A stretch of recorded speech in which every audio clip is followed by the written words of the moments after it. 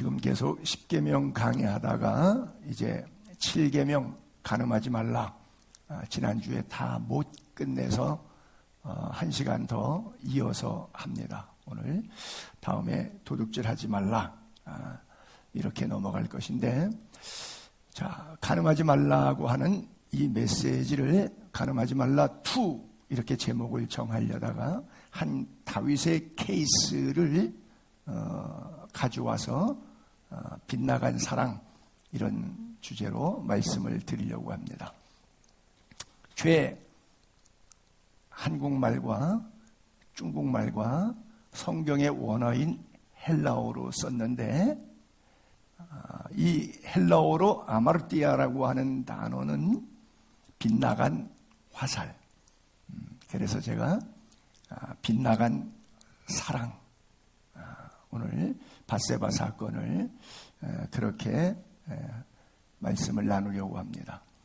우리가 바른 길을 걷는다, 그렇죠? 빗나가지 않고 관역을 향해서 제대로 간죠. 이걸 뭐라 그러면 정도, 바를 정자, 길도자, 정도. 근데 관역을 향해서 제대로 나가지 않고 옆으로 빗나갔어요. 이것은 외도, 바깥 외자, 길도자, 길 벗어났어요. 인생 잘못됐어요. 하나님이 만드시고 이렇게 살아라 그랬는데 저렇게 살아가는 거예요. 그게 아마르티아, 죄라고 하는 거예요. 하나님이 인간에게 육체와 영혼을 만드셨는데 육체에 주신 선물의 최고는 성입니다. 부부의 성이에요. 근데 인간이 가장 아름답고 고귀하고 거룩하고 최고의 선물인 이 성을, 죄성이 정도를 걷지 않고 외도를 걸었어요. 그 사람들이 외도한다. 한국말로 쉽게 바람 폈다. 양궁 경기 보실 때마다 양궁 선수가 뭘 제일 긴장한다 그러죠? 바람. 자기는 정도로 쐈거든요. 근데 외도로 나가서 관역이 안 가는데 이유가 뭐예요? 바람. 그래서 풍향에 맞춰서 풍향계를 놓고 아야 그거 바람의 초속 몇 미리 강풍이냐를 계산까지 해서 미리 바람 쪽으로 쏴서 관역을 맞추게 하죠. 굉장히 고도의 치밀한 전략이죠. 우리 인생이 아마도 그렇게 살아야 되지 않을까 이렇게 생각해요. 오늘 본문 다 읽으셨으니까 제가 일부러 길지만 다 읽었죠. 여러분들이 내용 스토리를 좀 숙지하시라고. 이 왕은 낮잠 자다가 일어났어요. 근데 지금 왕들이 출전할 때니까 다 나가서 피 흘리며 전쟁하고 있는데 좀 게을러졌어요. 그리고 아름다운 여인의 모습에 육체에 그만 간음죄와 살인죄를 동시에 범합니다.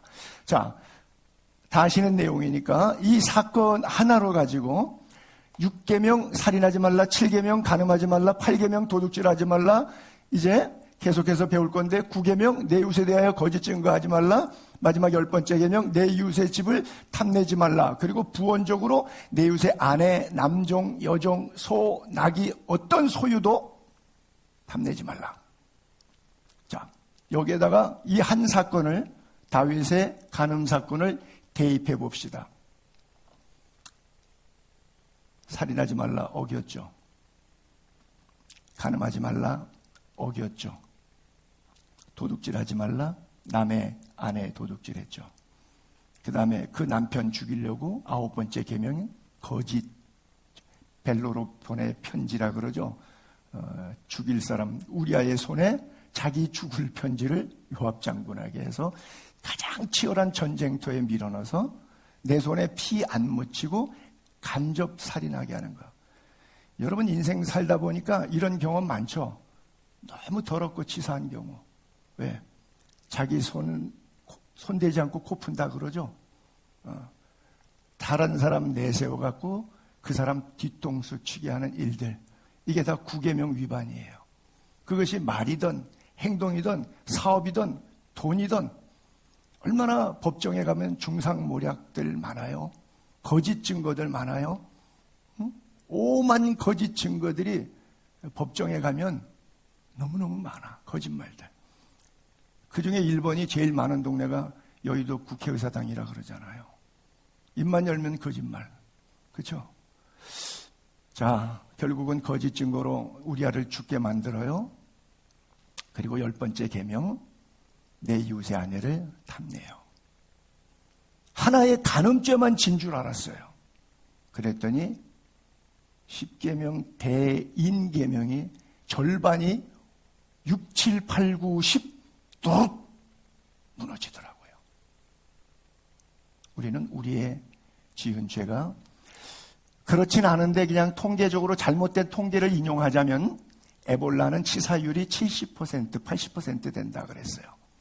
사스, 메르스, 에이즈, 심지어 최근에 왔다 간 코로나19, 코비드-19.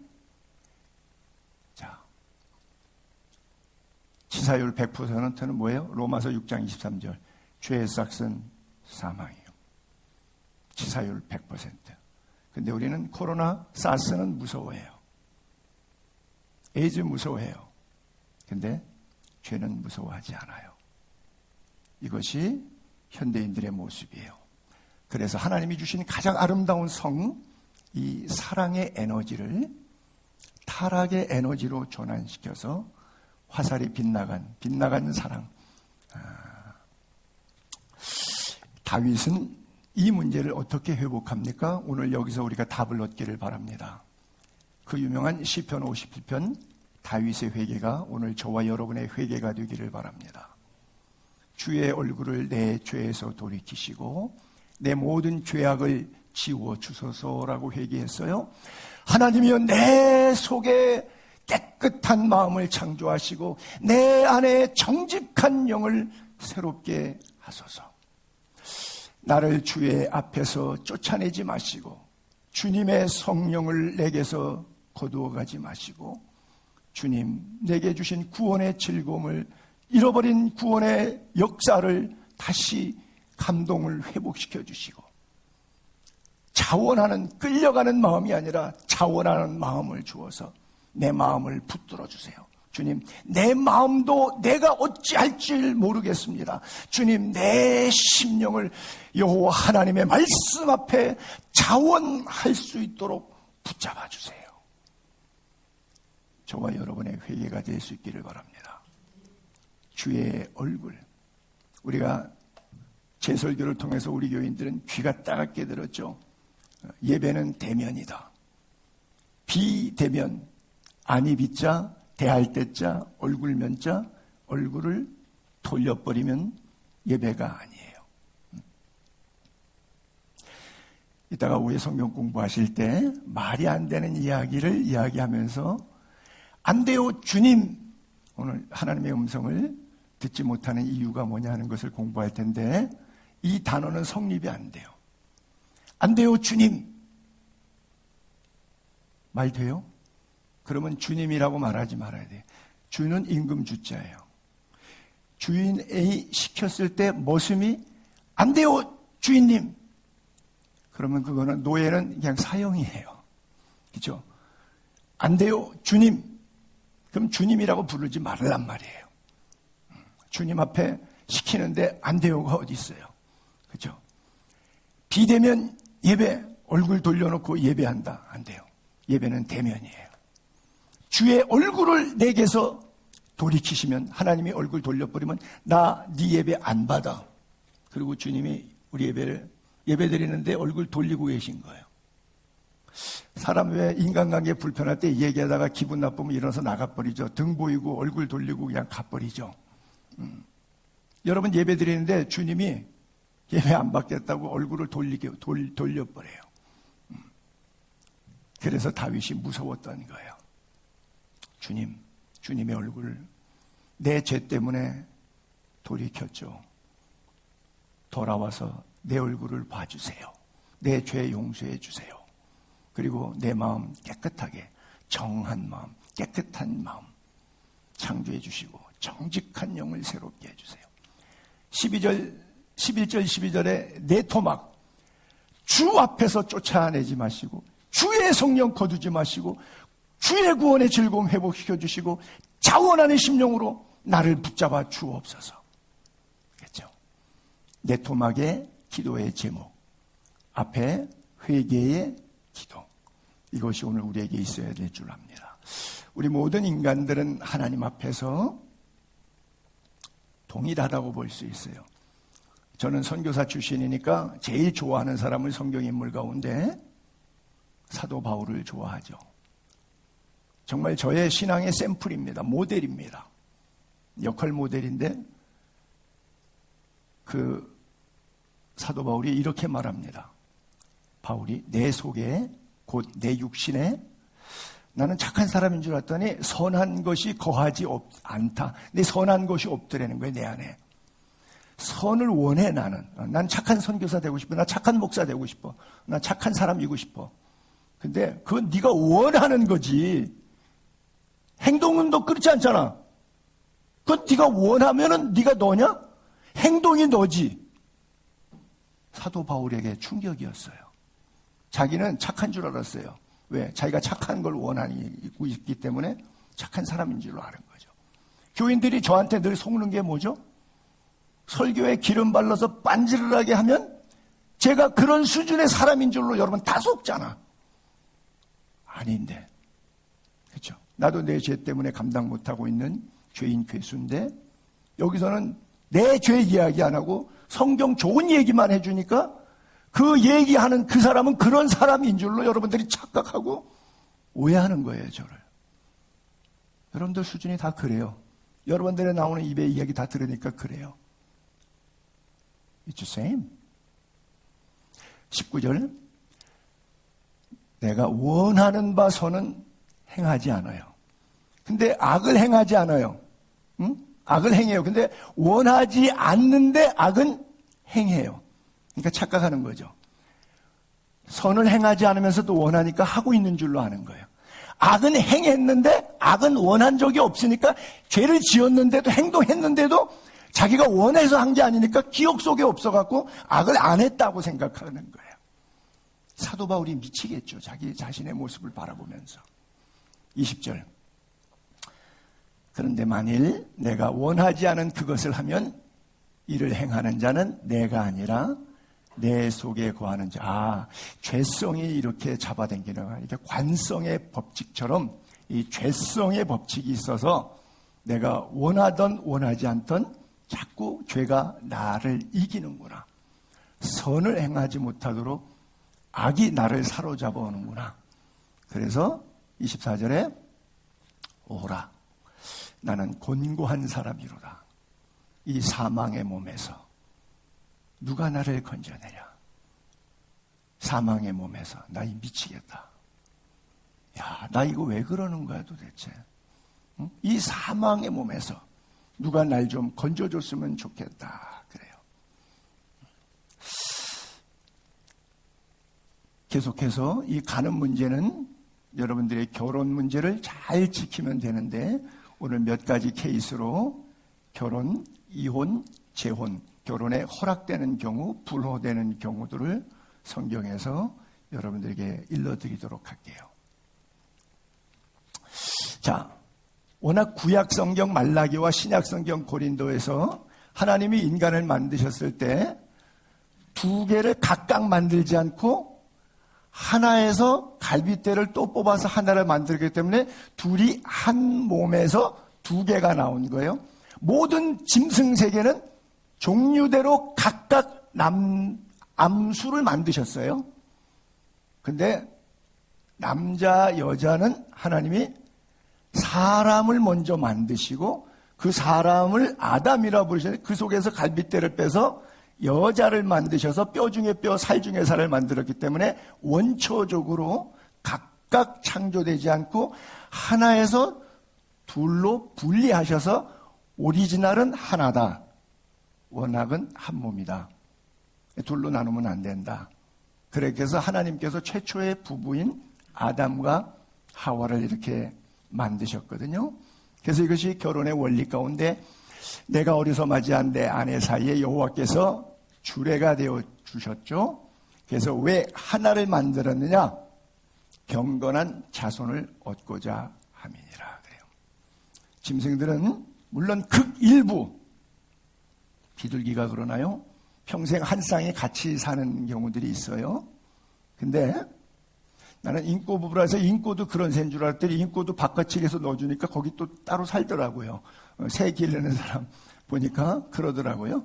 근데 짐승들은 다 동네 이 개하고 새끼치고 저 개하고 새끼치고 다 그렇게 짐승들은 대부분 다 그렇게 살아요. 극소수 빼고는 다 그렇게 살아요.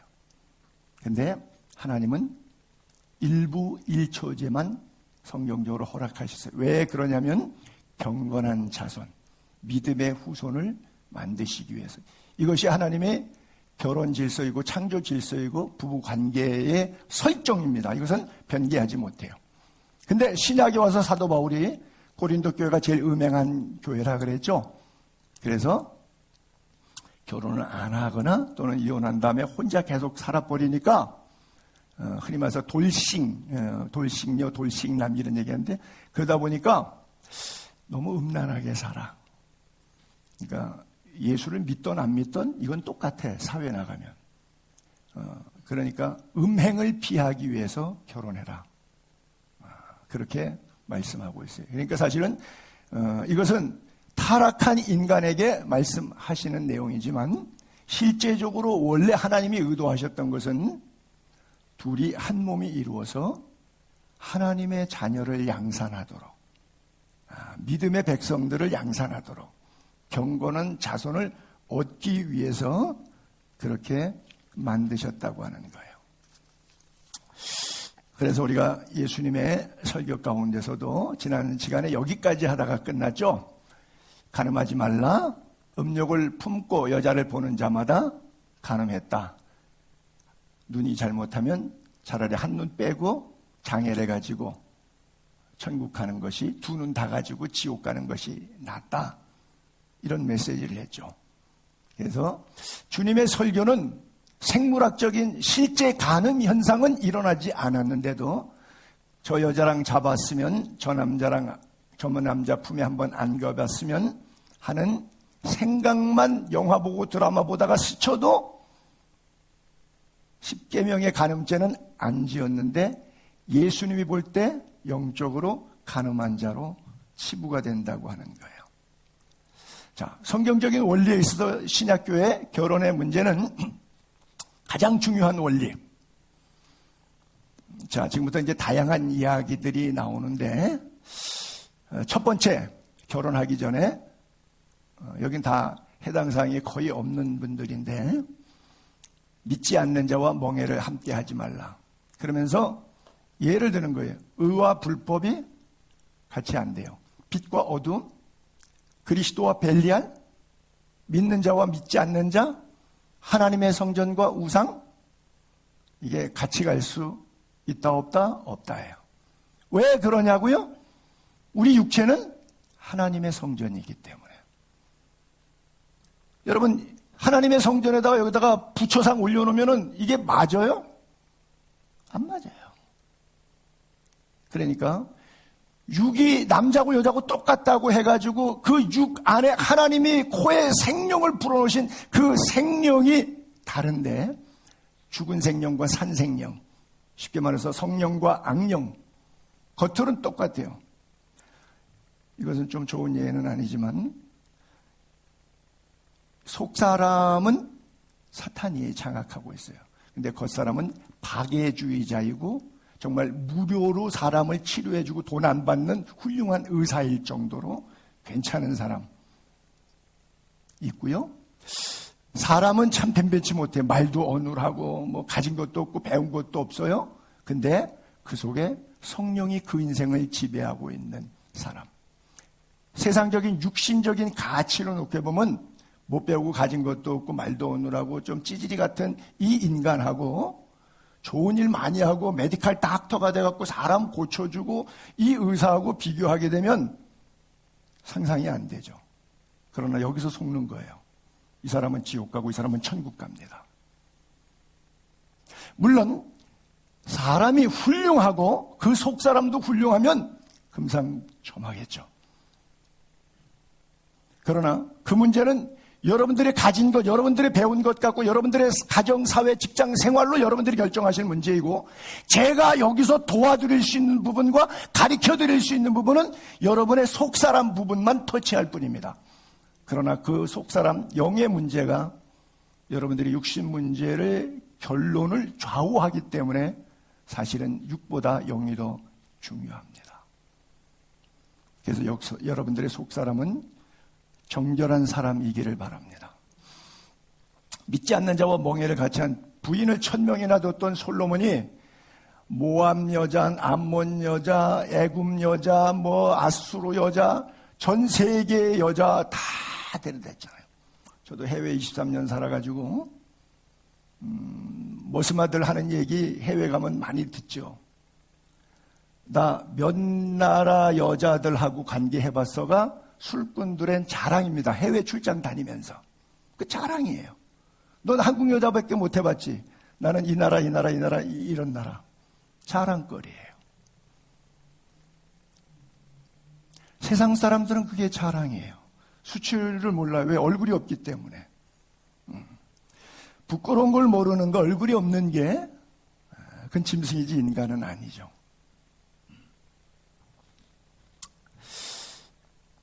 결국 솔로몬은 이방 여인 때문에 실패합니다. 반대로 요셉, 성공적인 사람이죠. 자, 두 사람을 샘플로 해서 요셉을 이야기를 할게요.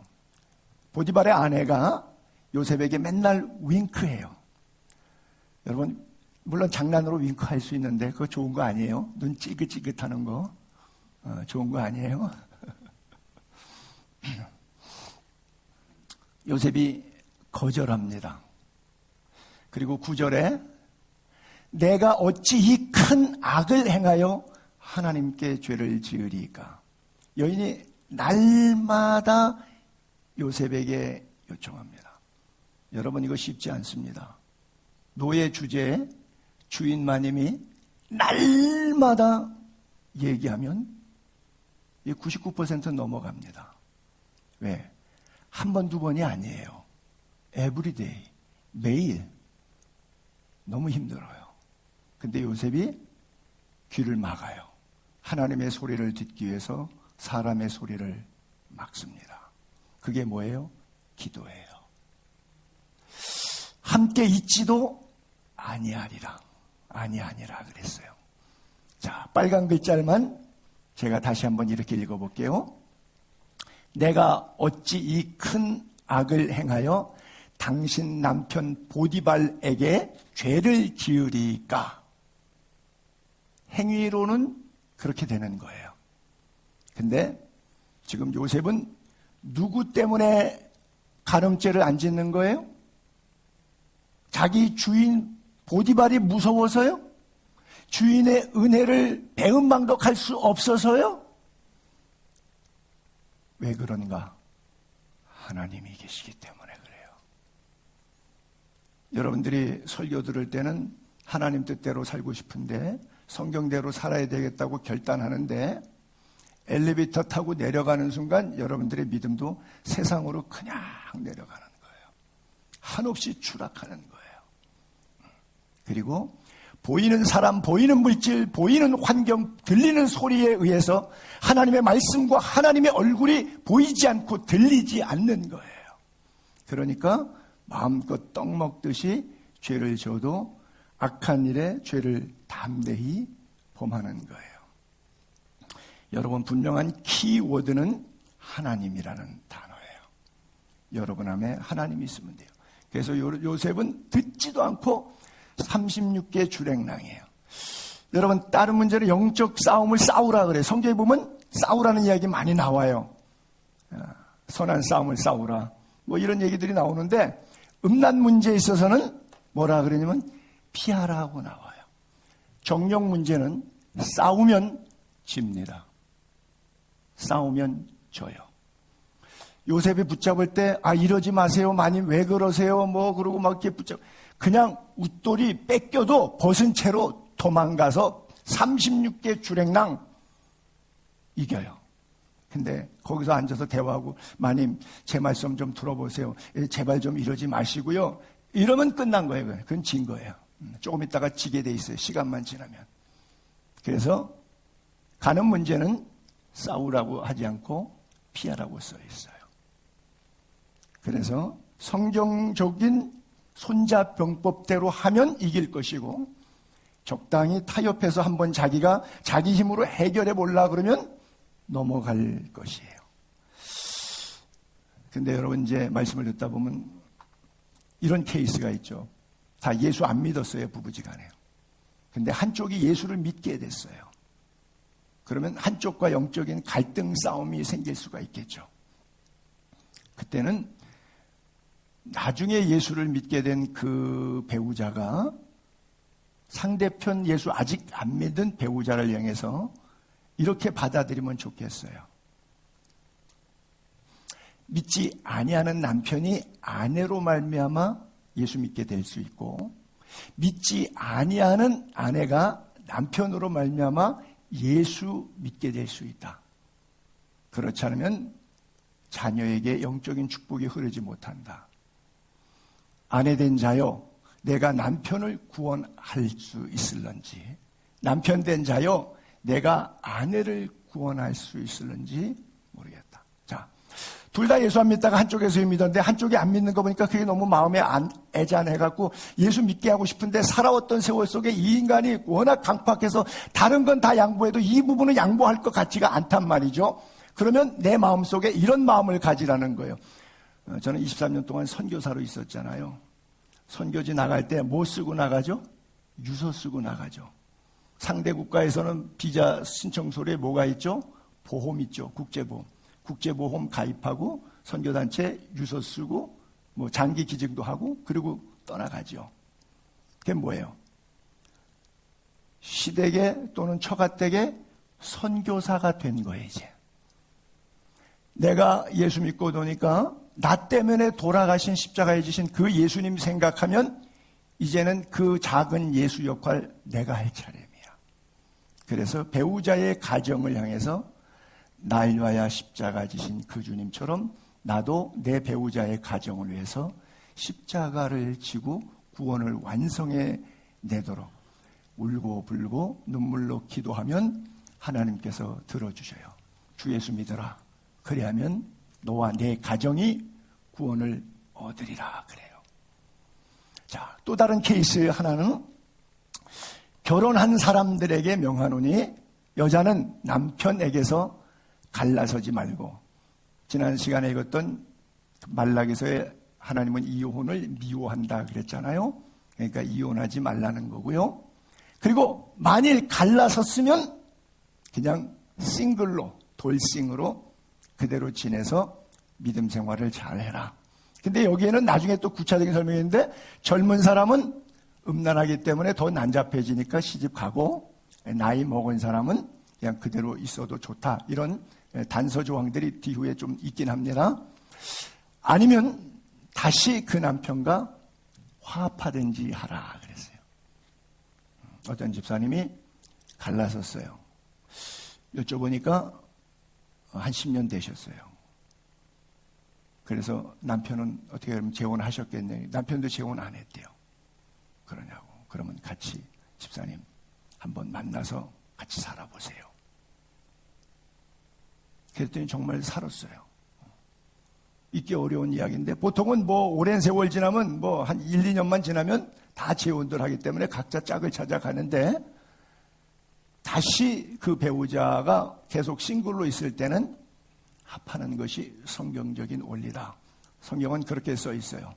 여러분들의 처한 상황하고 여러 가지가 대우가 될 수가 있겠지만 자, 이번엔 이제 사별의 케이스. 남편이 있는 여인이 그 남편 생존에는 법으로 그에게 매였죠. 피차 서로 매인 거죠. 그러나 남편이 죽으면 남편의 법에서 벗어나죠.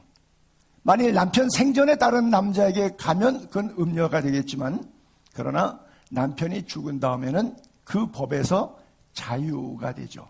그래서 다른 남자와 결혼할 수 있도록 허락받고 있어요. 저는 개인적인 성향에 있어서 제가 믿고 읽는 성경을 토대로 재혼은 적극 찬성합니다. 저는. 단 저를 포함해서 성직자들은 저는 100% 하지 말라고 권면하는 편입니다. 성직자는 목회자들은 절대 하지 말라. 근데 이제 대부분 목회 사역 때문에 뭐 식수발 가정생활 때문에 목회자들이 하는 편인데 보편적으로는 저는 적극 찬성하면서 성직자는 예외적으로 하나님이 주신 그 생명의 시간표는 하나님이 있으니까 하나님이 주신 좋은 기회로 받아들일 수 있어요. 왜? 주의 일에 전무하다가 죽을 수 있으니까. 그럼 몇 년 더 시간이 있겠어요? 그렇죠? 시간 몇 년 더 있겠어요? 그래서 일반인들은 저는 쌍수를 들어서 100% 재혼을 찬성합니다. 물론 성직자의 경우는 뭐 또 다른 차원의 이야기니까 보편적인 이야기가 아니니까. 자, 그래요. 재혼의 성경적인 케이스, 성공적인 케이스. 저는 롯의 이야기를 조금 가져올게요. 여러분, 룻기서 다 아시잖아요. 엘리멜렉이라고 하는 사람이 베들레헴에 살았어요. 그래서 그 나라에 흉년이 오니까 먹고 살기 위해서 이민을 갔어요. 좀 더 잘 살겠다고 좀 번영한 나라로 모압 땅으로 갔어요. 근데 남편 엘리멜렉이 죽었어요. 부인 나오미가 과부가 됩니다. 그리고 큰 아들들이 다 같이 가서 거기서 10년 동안 살면서 장가를 갔는데 말론과 기럍이라고 하는, 말론은 룻하고 결혼하고 기럍은 오르바라고 하는 모압 여자하고 결혼해서 살고 있는데 세상에 시아버지하고 두 남편이 죽죠. 룻은. 그러니까 나오미도 과부되고 며느리 둘도 과부되고 남자 셋 다 죽고 과부 셋만 남았어요. 얼마나 힘들어요. 시어머니 나오미가 며느리 불러다 놓고 나는 고국으로 돌아갈랜다. 어차피 잘 먹고 잘 살라고 이민 왔는데 여기 망한 거나 저기 망한 거나 하나님이 아마 약속의 땅을 떠나지 말라 그랬는데 약속의 땅을 떠나서 그런지 내가 복을 못 받았네. 참 지지리도 복이 없다. 내 별명은 마라다. 나오미는 기쁨이란 뜻이고 마라는 슬픔이란 뜻이에요. 내 별명이 마라다. 그러고서는 고국으로 돌아가면서 며느리 붙잡아 놓고 큰 며느리 룻, 둘째 며느리 오르바에게 너희들 여기서 재혼하고 너희 동족에게 돌아가서 살아라. 그래요. 그래서 룻기서 1장 15절에 내 동서 오르바는 그의 백성과 그의 신들에게로 돌아갔다. 그러니 룻아 너도 동서 오르바를 따라 집에 가서 재혼해서 잘 살아라. 그리고 축복해줘요. 그랬더니 이 첫째 며느리 룻이 어머니를 떠나며 어머님을 따르지 않고 돌아가라 강권하지 마세요. 어머니가 가는 곳에 나도 가고 keep going. 어머니가 머무는 곳에 stay 하면 나도 거기 stay.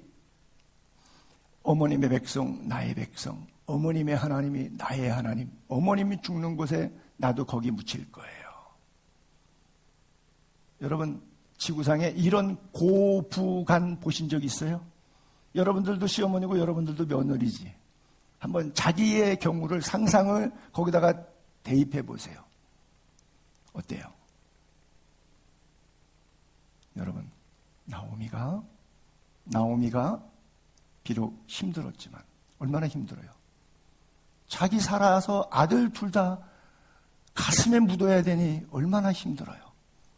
남편 죽은 것마저도 서러운데 두 아들마저 죽으니 얼마나 서러워요. 밥 먹는 거 서러우면 문제도 아니야. 그런데 그 속에서 무엇을 한 거예요? 그리스도의 향기로 살았어요.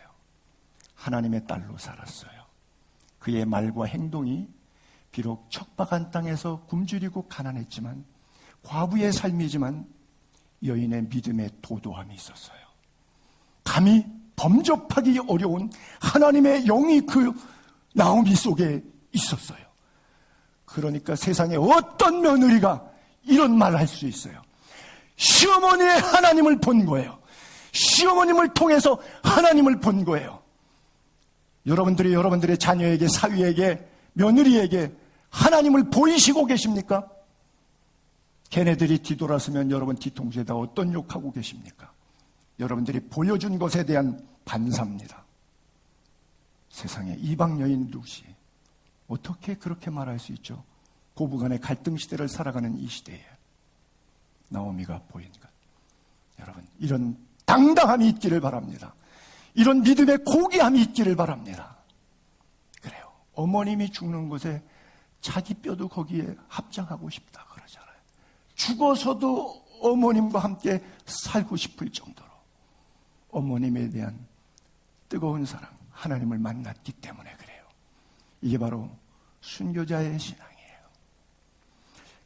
여러분 가슴에 날마다 주님을 뜨겁게 사랑하는 은혜가 늘 넘쳐 있기를 바랍니다. 이 아름다운 미담을 통해서 보아스와 결혼하게 되었을 때 보아스가 이 룻 여인을 보고 이런 간증 얘기를 미담을 들려주잖아요. 뭐라 그래? 보아스가 룻에게 대답하여 이르되 내 남편이 죽은 다음에, 그게 뭐예요? 삶이 다 망가진 다음이죠. 그렇죠? 내 남편이 죽은 다음에, 네 인생이 다 쪽난 다음에 내 시어머니에게 행한 모든 것과 내 부모와 고국을 떠나기 전에 알지 못하던 백성에게로, 이 베들레헴 유대 땅으로 알지 못하던 하나님의 백성에게로 온 일이 내게 분명히 알려졌느니라. 그래요. 훌륭한 시어머니 밑에 훌륭한 그 며느리의 아름다운 미담이 보아스의 귀에도 들려졌어요. 여러분들의 아름다운 신앙 이야기는 주변 사람들 귀에 미담으로 들려질 거예요. 그러면서 12절에 이렇게 축복합니다. 여호와께서 내가 행한 일, 룻이 행해왔던 일, 시어머니의 관계 속에 어떻게 살아왔는지 그 삶을 하나님이 보답하시기를 원한다. 끝내주는 겁니다. 하나님이 보답하신. 그리고 이스라엘의 하나님 여호와께서 그의 날개 아래 보호를 받으러 온 이 땅에 온 너에게 온전한 상 주시기를 원하노라. 나는 여러분들이 이 상을 다 받게 되기를 바랍니다. 정말 귀한 상이에요. 육신의 눈으로 보고 현재의 고난에 탄식하고 비탄과 우울에 빠져 있지 마시고 영적인 눈으로 보답하시고 영광 가운데 미래를 펼쳐주시는, 상 주시는 그 하나님을 바라볼 수 있게 되기를 바랍니다. 보답하시는 하나님, 상 주시는 하나님. 나오미의 신세나 룻의 신세나 토낀 객긴인데 어떻게 예수를 저렇게 잘 믿을 수 있을까? 온전한 상을 기대했기 때문에요. 믿음의 눈으로 십자가를 바라볼 수 있었기 때문에요. 잠시의 고난은 장차 나타날 영광과 좋게 비교할 수 없다는 거룩한 믿음과 영적인 시야가 천상까지 닿았기 때문이에요. 그래서 이 여인을 통해서 마태복음 1장은 이런 시작의 결론을 도출해냅니다. 아브라함과 다윗의 손 예수 그리스도의 자궁 보아스는 룻에게서 오벳을 낳고 오벳은 이새를 낳고 이새는 다윗 왕을 낳으니라. 다윗 왕의 계보에서 예수 그리스도가 나오기 때문에 아브라함과 다윗의 손 예수 그리스도의 세계라. 저는 여러분들의 지금 부부 생활, 여러분들의 가정, 재혼한 가정이든 어떤 가정이든 여러분들의 가정이 말세의 영혼 구원을 위한 하나님의 축복의 통로로 쓰임받게 되기를 축복합니다. 그래요. 성경에 이혼을 허락하는 두 가지 경우가 있어요. 하나는 음행, 배우자의 외도. 아내를 버리거든 이혼 증서를 써주는데 어떤 경우에만 가능하냐? 음행한 이유가 있을 때 가능합니다. 여러분 요즘에 이혼 사유 보게 되면 뭐 경제 문제, 또 성격 차이 이런 건 다 해당 안 돼요. 이혼 사유 해당 안 됩니다. 성경적으로 음행 문제 이것은 과감하게 이혼을 성경은 허락하고 있어요. 또 두 번째 하나의 문제는 예수를 믿었는데 믿지 않는 남편이나 아내가 너 예수 믿으려면 집 나가. 난 너랑 도저히 못 살겠어. 시댁에서 쫓아내고 맨날 두들겨 패고 예배당 못 가게 머리카락 다 밀어놓고 생활비 10원도 안 주고 다 나가라 그러고 뭐 이렇게 하는 사람도 있어요. 모슬렘 국가 가면은 주민등록증에 종교난이 있어갖고 종교난 바꾸면 취업도 안 돼요.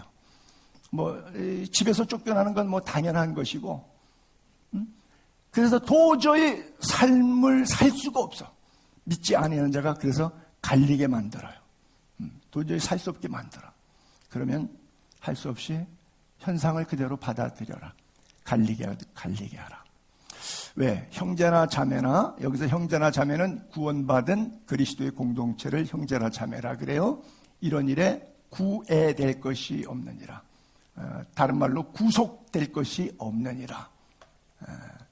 그러나 왜 그러냐면 하나님은 화평 중에 너를 부르. 우리를 부르실 때 너희를 향한 나의 생각은 내가 안 하니 재앙이 아니라고 평안이요 너희 장래에 내일 미래를 주려 함이니라. 이거 하나님의 근본적인 우리를 부르신 이유거든요. 우리를 예수 믿고 구원받게 하신 이유가 우리의 생애를 통해서 영육간의 복을 받고 축복의 재생산과 영혼 구원의 재생산의 통로로 쓰시기 위해서 화평 가운데 우리를 부르셨어요. 화목 제물로 부르셨고 화목케 하라는 사명을 위해서 부르셨는데, 가정 울타리에서 영적으로 담이 돼가지고 이게 해결이 안 될 때는 그냥 혼자 예수를 믿도록. 그러면 악각 것하고 부딪혀요. 내가 이 가정에 선교사로 와서 십자가를 지면서까지 끝까지 구원의 과정이 있고, 도저히 시댁에서 박해 때문에 뭐 육체적인 학대 때문에 맨날 매 맞고 뭐 두들겨 뭐 도저히 살 수 없어서 나가야 될 상황 가운데 두 개가 충돌될 때가 있어요. 그것은 영적으로 구분하면 돼요. 여러분들이 기도하거나 여러분들 영적으로 깨어있으면 답이 나와요. 잘 모르겠으면 조금 위험한 소리인데 담임 목사님 찾아가세요. 그래서 이 문제를 진솔하게 펼쳐놓고 기도해서 함께 기도하면 그 즉시에서나 한 주 또는 한 달 뒤에 하나님께서 분명히 상황과 길을 여실 거예요.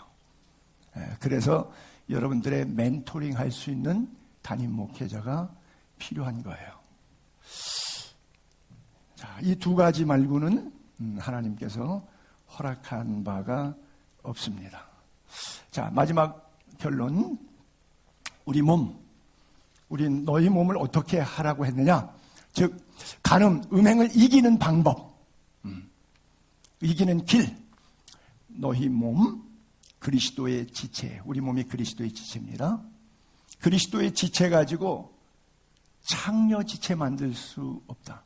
왜? 창녀와 잠자리 같이 하면 한 몸이잖아. 사람은 남녀가 한 몸이라고 그렇게 만들었기 때문에 한 몸이잖아. 둘이 한 육체가 되는 거예요. 그래서 음행을 피하라. 여기도 음행은 싸우라 그래요? 피하라 그래요? 무조건 피하는 거예요. 사람이 범하는 죄마다 몸 밖에 있거니와 음행하는 자는 자기 몸의 죄를 범하기 때문에 에이즈라든지 뭐 임질이라든지 뭐 하여간 뭐 여러 가지 세균들에 의한 자기 몸을 죽이는 거예요. 모든 장 기능을 죽이는 거예요. 음행을 통해서. 너희 몸은 너희가 하나님께로부터 받은 바 너희 가운데 계신 성령의 전인 줄 알지 못하느냐. 우리는 우리 게 아니에요. 내 육체는 그 자살하면 안 되는 거예요. 하나님의 생명을 죽이는 거예요. 자살도. 너희 자신의 것이 아니니라 값으로 산 것이 되었으니 그런즉 너희 몸뚱아리로 하나님께 영광을 돌리라 그래요. 우리 주인 앞에 들려야 되는 거예요.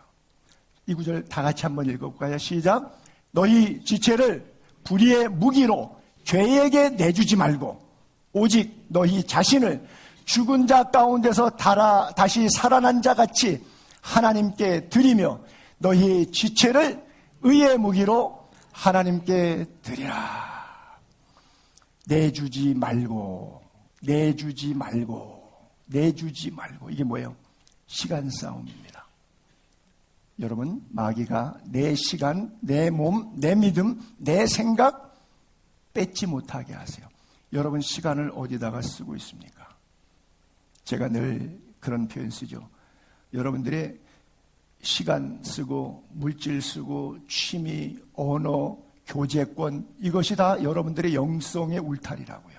그렇죠? 어디에 더 많이 투자됐냐에 따라서 그거 잘하게 되어 있어요. 그렇다면 우리가 예배에도 투자하고 성경 공부에도 투자하고 성경 읽는데도 투자하고 기도하는데도 투자한다면 능히 세상을 이길 힘이 있는데, 그런데 투자 않고 세상에 다 투자했는데 어떻게 세상을 이길 힘이 오겠어요? 언감생신. 그런 일은 있지 않습니다. 2024년 한 해 동안 벌써 2달이 다 지나가고 3월 첫째 주일이 됐는데, 남은 이 10달 동안 성결의 영으로 승리하는 성도님들이 되시기를 주님의 이름으로 축복합니다. 기도하겠습니다.